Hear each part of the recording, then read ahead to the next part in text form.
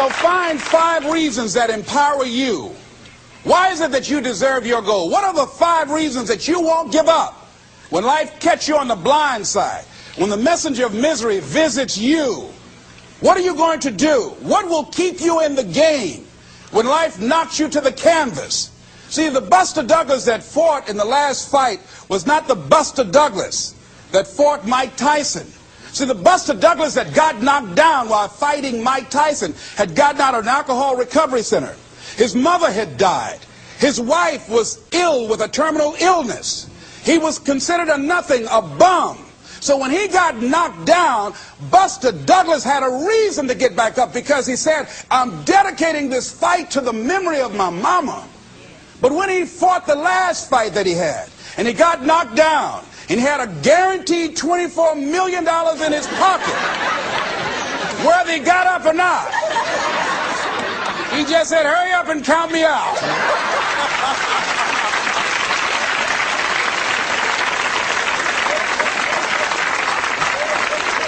And I don't blame him. Why get hurt? He said, no, why'd you leave so soon? Somebody's about to get hurt, me. So you've got to have some reasons that when life knocks you down, and it's going to. Hello, it's going to knock you down. When people disappoint you, and that's going to happen. When they betray you, and that's going to happen. When they lie to you, and that's going to happen. When they say, oh, you can count on me, and they won't show up, and that's going to happen. When you want to throw in the towel and give up yourself, and that's going to happen. When life collapses on you and catch you on the blind side, it drop you to your knees and start choking you. You got a dream? No, I ain't got no dream. And that's going to happen. What reason can you remember that you can call on, that you can reach on, that can make you get back up? Find that reason.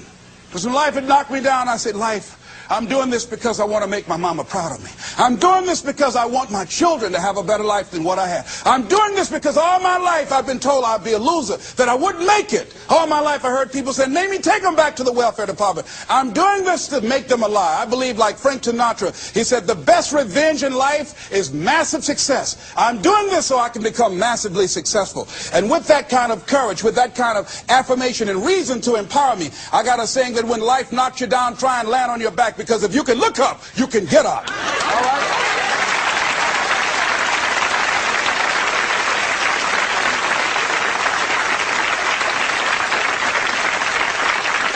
So when you run out of money, when things don't work out for you, when things happen that you could not anticipate, what are the reasons that you can think of that can keep you strong, that can keep you in the game, that will be your rod and staff to comfort you, that can be your bridge over troubled waters? Those reasons are very important. Nietzsche said, if you know the why for living, you can endure almost anyhow.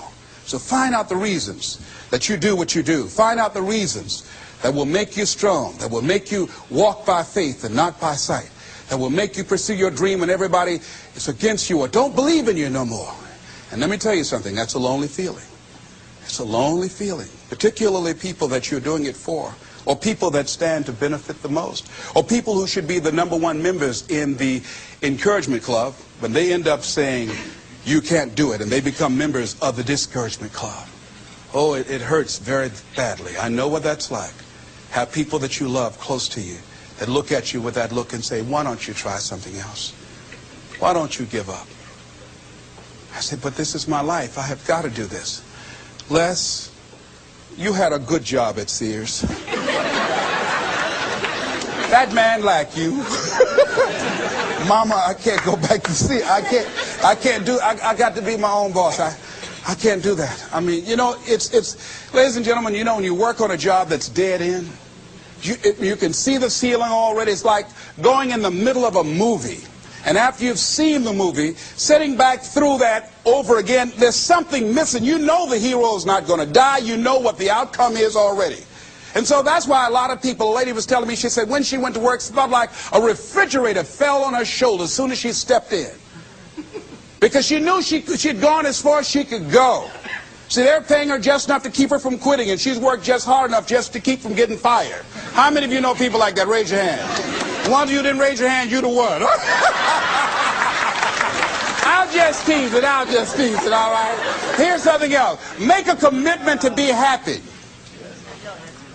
See, you know, I have you laughing a lot. See, life is too short going through it looking homely, tired, and ugly. Sometimes we take life too seriously. Oh, no. Make a commitment to be happy. Find little things just to get tickled about. And laugh. Find ways to be happy in the moment. A lot of people say, well, I'll be happy when I pay off all my bills. No, no, no. I'll be happy when I get my divorce. Oh, no, no, no. I'll be happy with the children gone. Oh, no, no. You want to be happy now. See, there are no guarantees. No one says you're going to be here 2, 3, or 4 years from now. So you want to be happy right now, in the moment. Repeat out to me. I must make a commitment. I must make a commitment to be happy. To be happy. Right now. Right now. Right now. Right now. Is all I got. All I got. Take somebody's hand on your right and left and say, you deserve to be happy.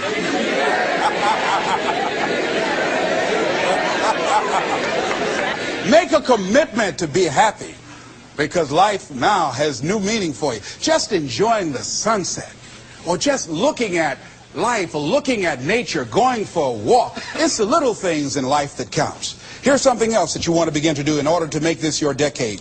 You want to begin to get all the toxic people out of your life. Hello?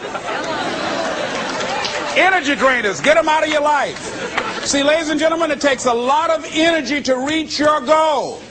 It takes a lot of emotional, mental, and spiritual energy to reach your goal. And you can run faster with 100 who want to go than with one around your neck.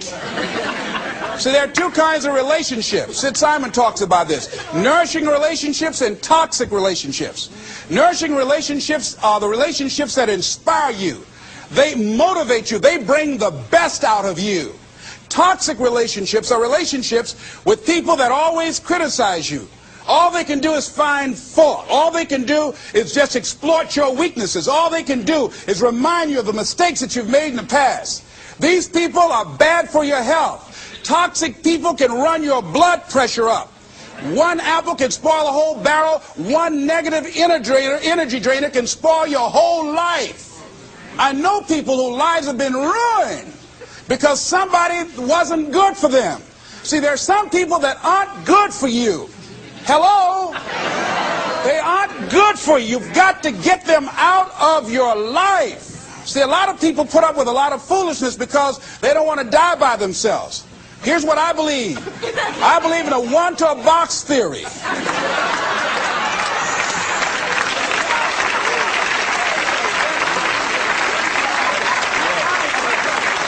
Ask this question of yourself. Make a list of who you communicate with most and ask yourself the question, what kind of person am I becoming because of this relationship? Is it helping me to grow mentally and emotionally and spiritually? Am I becoming a better person because of this relationship? Do they bring out the best in me? Do they inspire me? Do they encourage me to develop my greatness? Do they make me stretch? So you got to look at the people in your life and find out, what kind of person are you becoming because of that relationship? My mother used to say, birds of a feather flock together. You run around with losers, you will end up a loser.